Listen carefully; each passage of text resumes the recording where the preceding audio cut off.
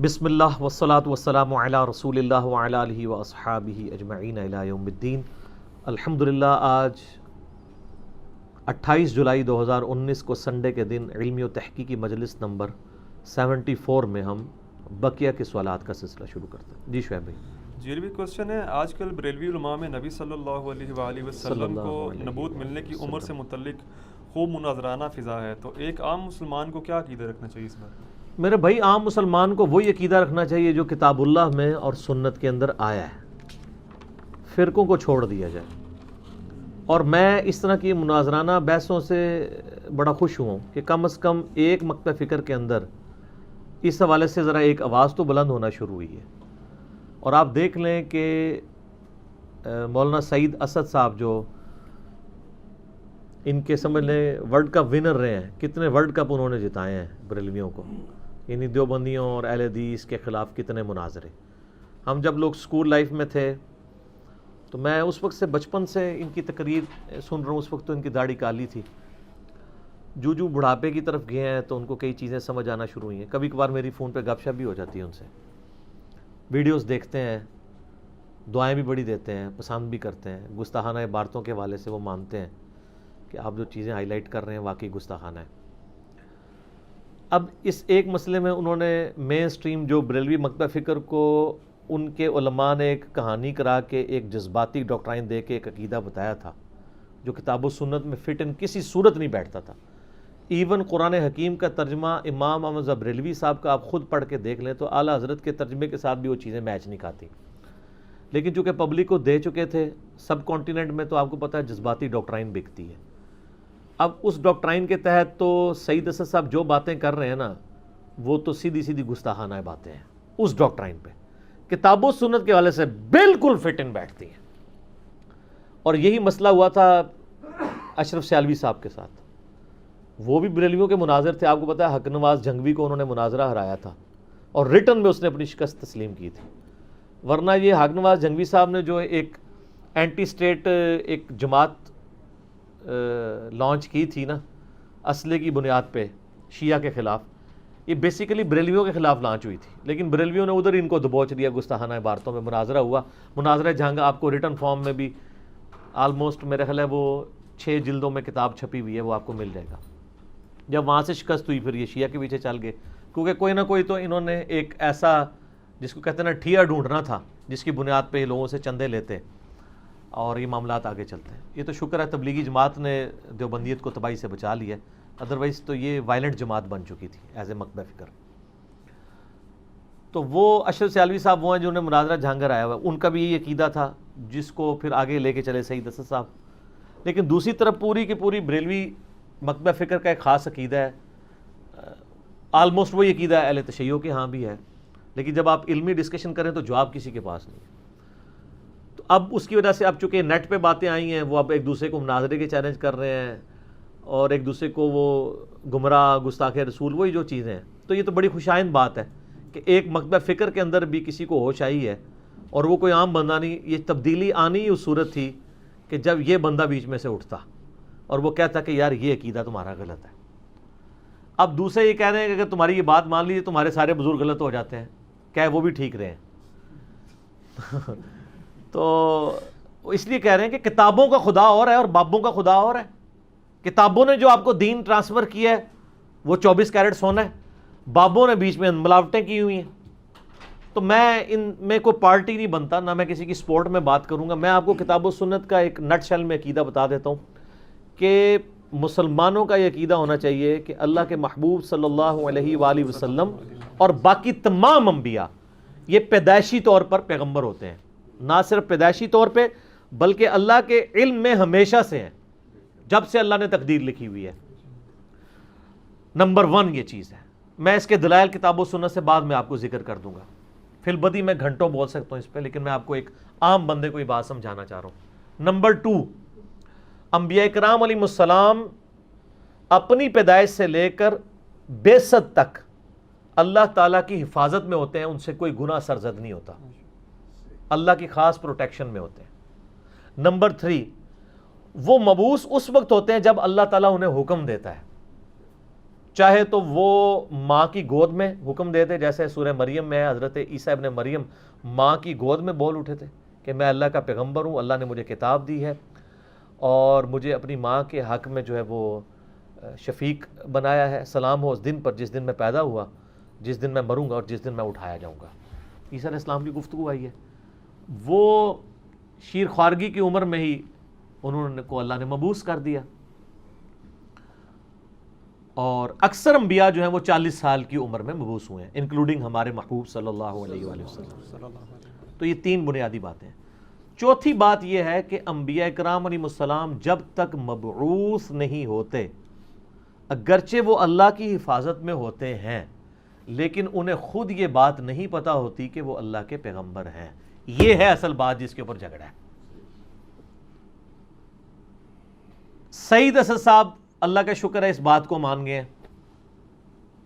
اب دوسروں نے تو جذباتی ڈاکٹرائن دی ہوئی تھی، انہوں نے کہا نہیں نہیں یہ تو گستاخی ہو جائے گی۔ گستاخی کب سے ہوگی؟ جب اینڈ رزلٹ سیم ہے، دونوں کہہ رہے ہیں کہ پروفٹ محفوظ ہے، اور پھر اوپر یہ ساری کی ساری کہانی انہوں نے اہل حدیث کے کھاتے میں ڈال دی ہے۔ جی وہ اہل حدیث تو مانتے ہی کوئی نہیں ہے، وہ تو کہتے ہیں پیغمبر تو 40 سال کے بعد پیغمبر بنا ہے، پہلے تو وہ پیغمبر ہے ہی نہیں تھا۔ یہ کس اہل حدیث کا عقیدہ ہے؟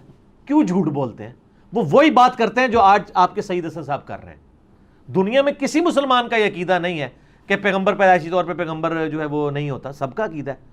جھگڑا یہی ہے کہ پیغمبر کو جب اللہ تعالیٰ مبعوث کرتا ہے، یعنی اٹھاتا ہے کہ وہ دعوت و تبلیغ کا کام کرے، اس وقت اس کو یہ پتہ چلتا ہے کہ وہ اللہ کا پیغمبر ہے، ادروائز اس کے لیے لائف گزارنی بڑی مشکل ہو جائے۔ بخاری مسلم میں کتنی احادیث ہیں کہ نبی علیہ السلام سے وہی تھوڑی سی دیر کے لیے منقطع ہوتی تھی تو آپ کے لیے وقت گزارنا مشکل ہو جاتا تھا، وہی کی چاشنی تھی نا ایک۔ تو وہ جو صورت نازل ہوئی ہے وَالضُّحَىٰ وَاللَّيْلِ إِذَا سَجَىٰ مَا وَدَّعَكَ رَبُّكَ وَمَا قَلَىٰ، نہ نبی آپ سے آپ کا رب ناراض ہوا ہے نہ آپ کو چھوڑا ہے۔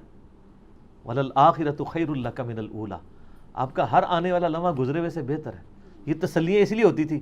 تو 40 سال کے لیے ایک نبی کو وہی کا انتظار کرنا پڑے، اس سے تو 40 گھنٹے نہیں گزرتے، تو یہ تو نبی کو تکلیف میں ڈالنے والی بات ہے، یہ گستاخانہ عقیدہ ہو جائے گا۔ تو اللہ کی حفاظت میں ہوتے ہیں۔ البتہ یہ چیز ضرور ہے کہ جب نبیوں کی بعثت کا وقت قریب آتا ہے تو اللہ تعالیٰ پھر ان کے ساتھ ایکسٹرا آرڈنری ایکسپیرینس ان کی ذات کے ساتھ کروانا شروع کر دیتا ہے۔ جیسا کہ صحیح مسلم میں حدیث ہے کہ آپ صلی اللہ علیہ وآلہ وسلم نے فرمایا کہ میں اس پتھر کو بھی پہچانتا ہوں جو بعثت سے پہلے مجھے سلام کیا کرتا تھا۔ تو ظاہر ہے یہ ایکسپیرینس سے آپ گزر رہے تھے، ایک ایکسٹرا آرڈنری ایکسپیرینس۔ اس کے علاوہ نبی صلی اللہ علیہ وآلہ وسلم کی جب 12 سال عمر تھی تو بخاری مسلم میں آتا ہے کہ نبی علیہ السلام کا سینہ چاک کر کے جنتی ایک سونے کا تشت لا کے اس میں زمزم ڈال کے آپ کا سینہ چاک کر کے جبرائیل علیہ السلام نے دل نکالا، اس میں سے جو خون کا لوتھڑا جو دنیا کا حصہ تھا وہ ریموو کیا، پھر دوبارہ ڈال دیا اور سلائی کی، اور سلائی کے نشان صحابہ کرام نے آپ کے اس سینے پہ دیکھے۔ تو یہ ایکسپیرینسز تو پروفٹس کے ساتھ جاری رہتے ہیں، ایکسٹرا آرڈنری ایکسپیرینسز ہو رہے ہوتے ہیں، لیکن اللہ تعالیٰ نے ان کو ڈورمنٹ پوزیشن پہ رکھا ہوتا ہے، ایکٹیو پوزیشن پہ نہیں ہوتے، ادروائز تو ان کے لیے بڑا مشکل ہو جائے دنیا میں وقت گزارنا۔ صحیح بخاری اور صحیح مسلم کی متفق علیہ حدیث ہے، عبداللہ ابن عباس رضی اللہ تعالیٰ عنہ کہتے ہیں کہ اللہ تعالیٰ نے نبی صلی اللہ علیہ وآلہ وسلم کو اس وقت مبعوث کیا جب کہ ان کی عمر مبارک 40 سال تھی۔ اس کے بعد آپ پہ وحی کا سلسلہ شروع ہوا، 13 سال تک آپ مکے میں رہے، یہ اس حدیث کے الفاظ ہیں۔ اس کے بعد اللہ کے حکم سے آپ مدینہ شریف ہجرت کر گئے، مدینہ شریف میں آپ نے 10 سال گزارے اور 63 سال کی عمر میں اللہ تعالیٰ نے آپ کو اپنے پاس بلا لیا۔ یہ پوری حدیث بخاری اور مسلم میں ہے، جس میں نٹ شیل میں پوری پروفٹ کی لائف آ گئی ہے۔ 13 سالہ مکی دور، 10 سالہ مدنی دور، 40 سال کی عمر میں بعثت، 63 سال کی عمر میں وفات۔ بعض روایتیں بخاری مسلم میں 60 اور 65 سال کی بھی ملتی ہیں، وہ راؤنڈ آف کر کے ہے، کیونکہ 63 کو آپ دونوں طرف راؤنڈ آف کر سکتے ہیں۔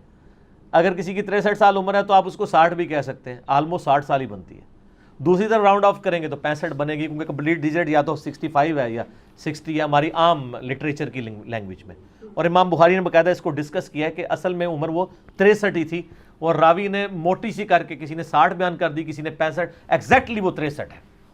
اور یہ بھی 63 قمری اعتبار سے ہے، ہمارے جو سولر سسٹم ہے، جو سولر کیلنڈر ہے، اس کے اعتبار سے یہ 62.5 یہ 61.5 سال آلموسٹ بنتی ہے، ٹھیک ہے، 61 کے قریب۔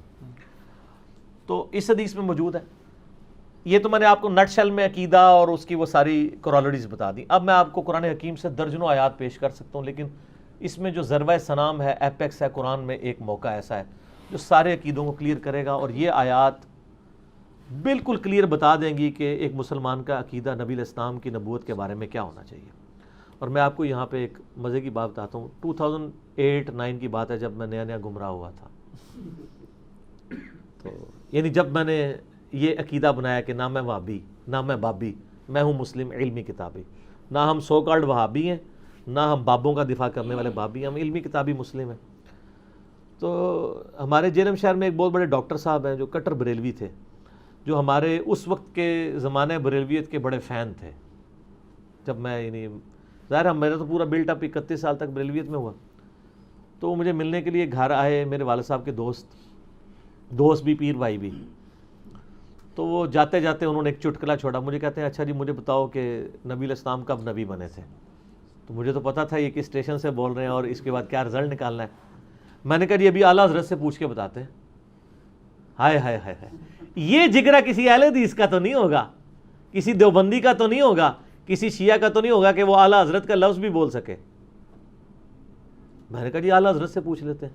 میں نے کنز الایمان شریف امام رضا بریلوی صاحب کا ترجمہ اٹھایا اور میں نے کہا آپ میرے ساتھ بیٹھ جائیں، میں آپ کو قرآن پاک کی آیات پڑھ کے بتاتا ہوں. اگرچہ میں اس کا ترجمہ کر سکتا ہوں لیکن میں آپ کو امام رضا بریلوی صاحب کا ترجمہ پڑھ کے بتاتا ہوں. یہ سورہ ہے الشورى. الشورى کا مطلب ہے مشورہ. پارہ نمبر 25 کے اندر ہے وَأَمْرُهُمْ شُورَى بَيْنَهُمْ، جو آیت آئی ہے کہ مسلمانوں کے آپس کے معاملات مشورے سے طے ہوتے ہیں. سورہ الشورى پارہ نمبر 25 کی آخری آیات ہیں جہاں پہ سورہ الشورى کنکلوڈ ہو رہی ہے. وہ میں نے کہا یہ پڑھیں آپ. اعوذ باللہ من الشیطان الرجیم، بسم اللہ الرحمن الرحیم. اللہ تعالیٰ نے فرمایا وَمَا كَانَ لِبَشَرٍ أَن يُكَلِّمَهُ اللَّهُ، آیت نمبر 51 سے لے کے اینڈ تک یعنی 53 تک. کسی انسان کی یہ شان نہیں ہے کہ اللہ ڈائریکٹ اس سے کلام کرے، الا، ہاں مگر، وحین، اللہ اس کو وحی کرے گا، او من وراء حجاب، یا پردے میں اس سے گفتگو کرے گا. جیسے نبی علیہ السلام سے اللہ تعالیٰ نے شب معراج کی، ڈائریکٹ گفتگو کی لیکن پردے میں تھی. او یرسل رسولا، یا اس کی طرف کوئی رسول بھیج دے، جبرائیل علیہ السلام جیسے کہ آیا کرتے تھے پیغمبروں کی طرف.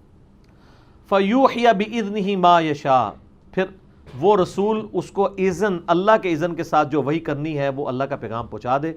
انہ علی حکیم، بے شک اللہ تو بہت بلند ہے اور حکمت والا ہے. بہت بلند ہے، اس کی شان ہی بہت بلند ہے، اور اس کی حکمت کا تقاضا ہے کہ وہ انسانوں میں سے پیغمبر چوز کرتا ہے. لیکن یہ اس کی حکمت ہے کہ ڈائریکٹ نہیں.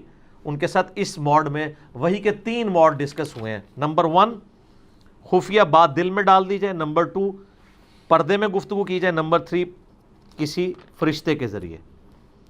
وَكَذَلِكَ، اور بالکل اسی طریقے سے، اوحینا الیک، اے نبی ہم نے آپ کی طرف بھی وحی کی ہے، روحا من امرنا، جو خاص روح ہے ہماری طرف سے وحی.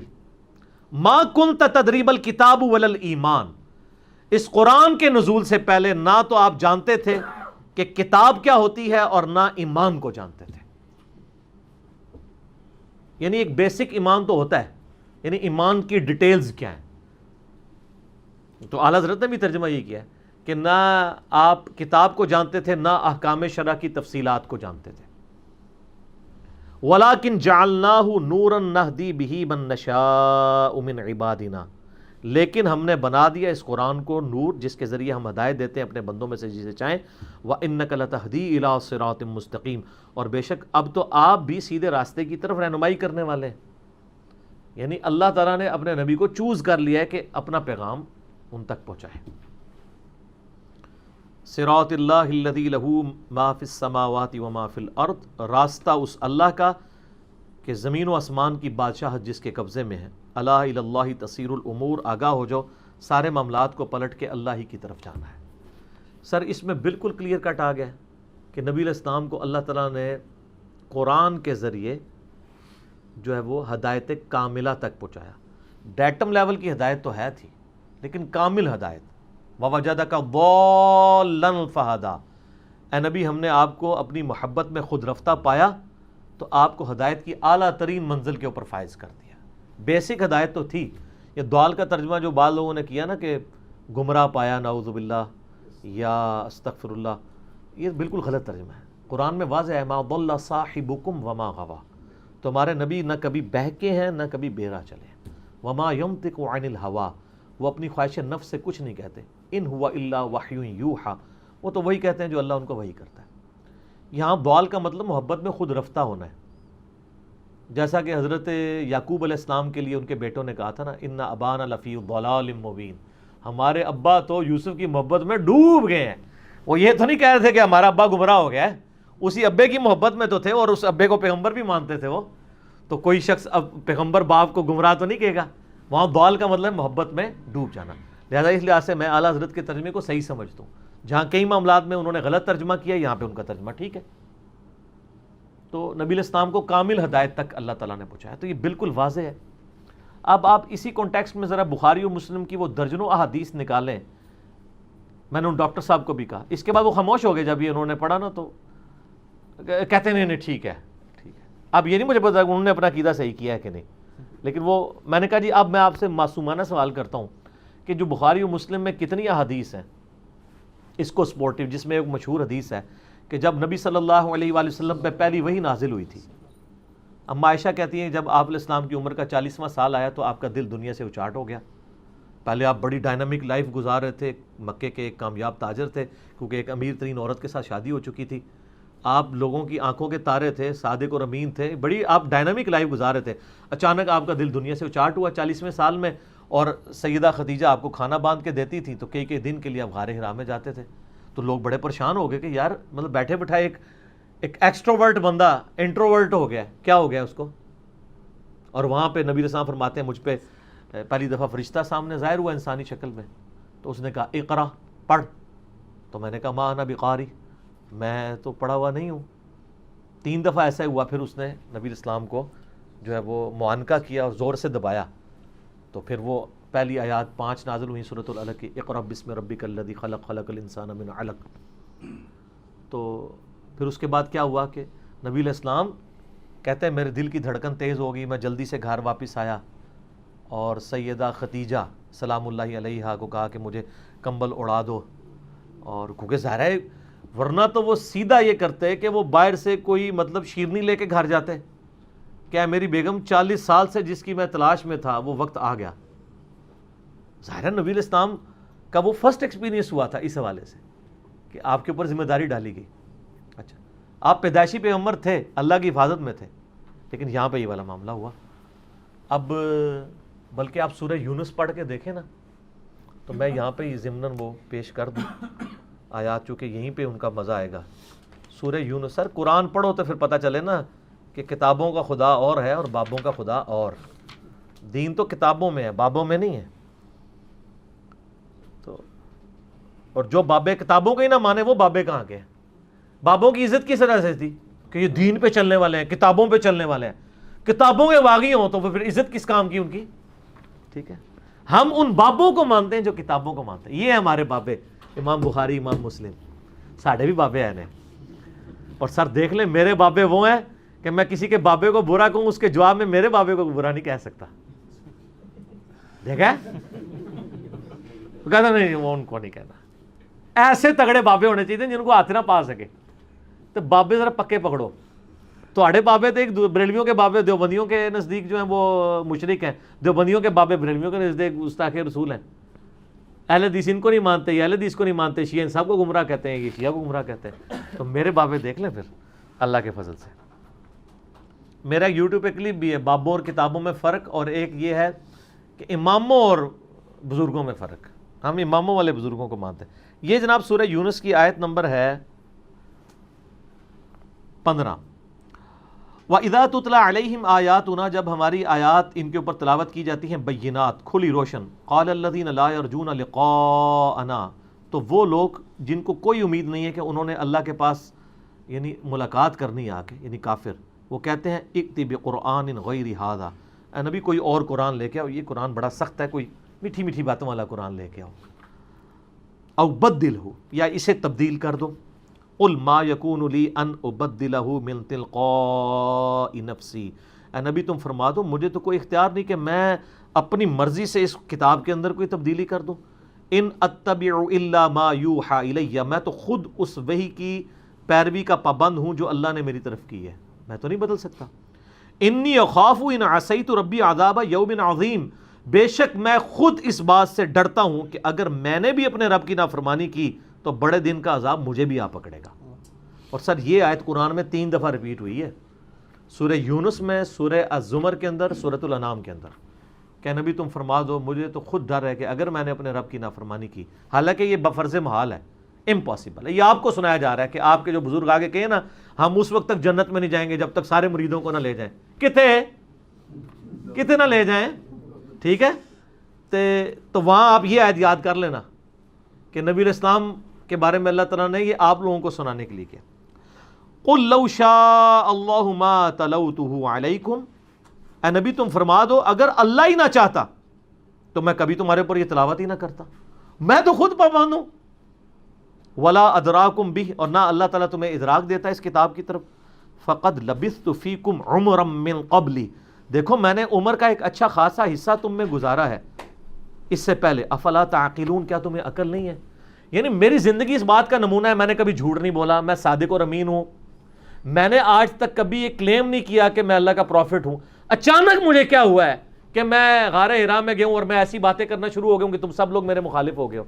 کوئی وجہ ہوئی ہے نا، میرے ساتھ کوئی ایسا ایکسپیرینس ہوا ہے نا؟ تو نبی علیہ السلام کی اعلان نبوت سے پہلے کی 40 سال کی زندگی کو اللہ نے دلیل کے طور پہ پیش کیا ہے کہ جو شخص 40 سال تک جس کا کریکٹر میں نے تم سے منوایا ہے نا، اس کا کریکٹر اس بات کے اوپر ثبوت ہے کہ وہ جھوٹ نہیں بولتا۔ یہ اچانک اگر وہ یہ کلیم کر رہا ہے نا تو اس کے پیچھے کوئی ریزن ہے۔ سر اس پہ تو مجھے کراس ریفرنس کے طور پہ اتنی آیات میرے دماغ میں چل رہی ہیں کہ وہ نہ ختم ہو، اتنی آیات ہیں۔ ایک اور میں آپ کو حصول برکت کے لیے بیان کر دیتا ہوں۔ اللہ تعالیٰ فرماتا ہے کہ سورہ العنکبوت کی آیت نمبر 48 ہے، وَمَا كُنْتَ تَتْلُو مِن قَبْلِهِ مِن کتاب، اے نبی اس قرآن کے نزول سے پہلے آپ کتاب بھی نہیں پڑھ سکتے تھے، امی تھے آپ۔ یعنی امی کا مطلب جاہل نہیں، نعوذ باللہ، آپ کسی انسان سے نہیں پڑھے ہوئے تھے، اور یہ آپ کی خصوصیت تھی۔ ہمارا نہ پڑھا ہونا ہمارے لیے نٹوریس ہے، ڈاکٹر اقبال کا شاعر ہونا ان کی خصوصیت ہے، لیکن نبی کا شاعر ہونا وَمَا عَلَّمْنَاهُ الشِّعْرَ وَمَا يَنبَغِي لَهُ، یہ نبی شاعر نہیں ہے اور نہ ہی ان کی شان ہے، ہم نے ان کو شعر کہنا نہیں سکھایا۔ کیوں؟ کیونکہ وہ کتاب اللہ پڑھیں گے تو لوگ کہیں گے اچھا یہ پہلے بھی شاعری کرتا تھا، اب تھوڑی ریفائن ہو گئی ہے۔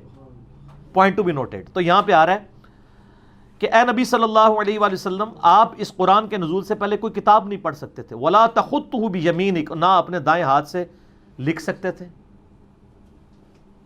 اِذًا لَارْتَابَ الْمُبْطِلُونَ، اگر ایسا ہوتا تو کافروں کو یہ بات شک میں ڈال دیتی کہ قرآن آپ نے خود لکھ لیا۔ نبی علیہ السلام کا پڑھا لکھا نہ ہونا آپ کی نبوت کے حق میں دلیل ہے کہ ایک شخص کبھی کسی شاعر کا شاگرد نہیں ہوا، کسی فلاسفر کی شاگردگی نہیں کی، نہ وہ کتاب کو پڑھ سکتا ہے کہ اس کتاب کی کوئی عربی ورژن تیار کر لے، نہ وہ لکھنا جانتا ہے کہ کہیں سے نوٹ چوری کر کے لکھ لے، نعوذ باللہ، اور اچانک وہ ایسی بات کر رہا ہے کہ عرب کے شعراء نے بھی اپنے کلام پھاڑ دیے اس کلام کو سن کے۔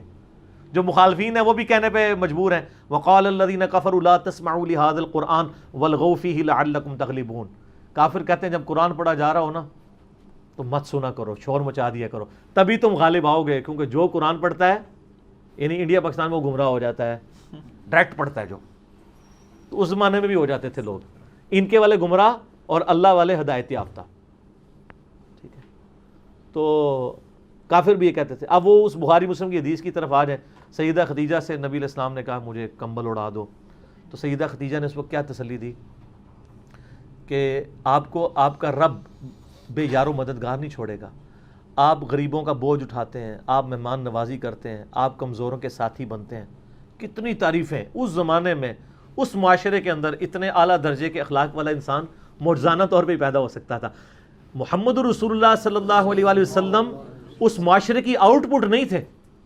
اگر رسول اللہ صلی اللہ علیہ وآلہ وسلم اس زمانے میں یونان میں پیدا ہوئے ہوتے تو شاید سسٹم کی آؤٹ پٹ ہوتے۔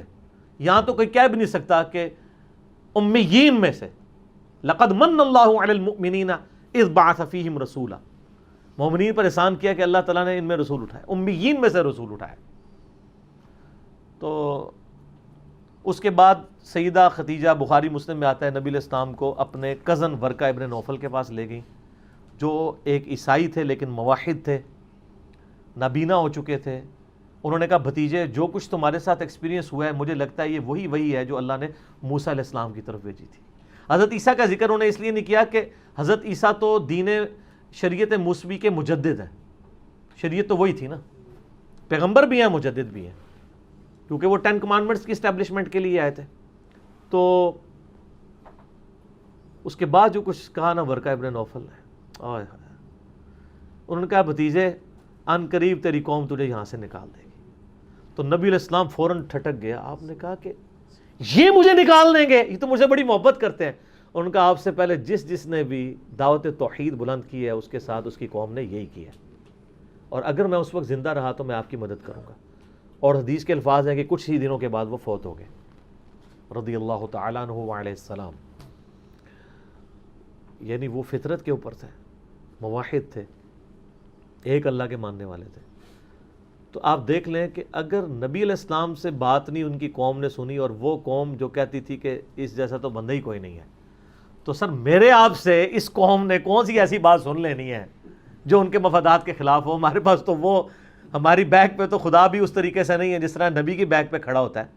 اللہ کے فضل سے ہمارے پیچھے بھی ہے، اللہ کے فضل سے اسی تو کام پھیل رہا ہے، اللہ کا شکر ہے. دنیا میں کوئی جگہ نہیں بچی ہے جہاں پہ دعوت حق نہ پہنچی ہو. یوٹیوب حافظہ اللہ کی برکت سے اور گوگل دامت برکاتہم عالیہ کی برکت سے. کہتے ہیں جی پہلے لوگ تو پہلے لوگ اس طرح کے نہیں تھے. سر پہلے تھے لیکن پہلے یوٹیوب نہیں تھی، تو وہ فتنہ کبھی بھی عالمی نہیں بنتا تھا. فتنہ عربی والا جو آپ کے لیے آزمائش بنا ہے، یہ فتنہ عالمی بنا اس لیے کہ اللہ نے ریسورسز کھولے ہیں. کیوں؟ تاکہ اللہ تعالیٰ پوری دنیا کے اندر اسلام کا غلبہ کروائے. هو الذی ارسل رسولہ بالہدی ودین الحق لیظہرہ علی الدین کلہ. یہ وعدہ تو پورا ہونا ہے نا، قرب قیامت سے پہلے پوری دنیا میں اسلام کا غلبہ ہونا ہے. مسند احمد میں حدیث ہے قیامت اس وقت تک قائم نہیں ہوگی جب تک کہ دنیا کے ہر گھر میں میرا پیغام نہ پہنچے. ہر گھر میں. اس ٹائم صحابہ سوچتے ہوں گے کیسے پہنچے گا. آج وہ کہیں گے سر بڑا آسان ہے، آپ کے مخالفین کے گھر میں بھی پہنچ گیا ہوا ہے. وہ لوگ جو آپ کی بات بھی نہیں سنتے، کئی لوگ ہیں کٹر ہیں خلاف، ان کے بچے سنتے ہیں، علیحدہ میں ملتے ہیں، کہتے ہیں بس ابا جی سے لڑ نہیں سکتے، ہم آپ کے ساتھ ہیں. تو یہ تو کبھی نہیں ہونا تھا. آپ کے ابے تو اپنے بچوں کو دوسری مسجد میں نہیں جانے دیتے، لیکن مسجد میں جانے کی ضرورت نہیں، ہم خود ہی آپ کے ڈرائنگ روم میں پہنچ جائیں گے، آپ کی جیب میں موبائل کے اندر داخل ہو جائیں گے. سر بزرگ تو پھر ہمیں مانے نا. آپ دیکھیں نا اتنی بڑی بزرگی کسی نے ویل کی ہے کہ مخالفین کے گھر میں ان کی اجازت کے بغیر ان کے موبائلوں میں پہنچ جائے اور جا کے ان کو وہ انورٹڈ کاما والا گمراہ کر دے. تو سر یہ برکت ہے. اب ادھر واپس آ جائے تو یہ حدیث واضح ثبوت تھی. البتہ پوٹینشلی پیغمبر ہی ہوتا ہے ہمیشہ سے.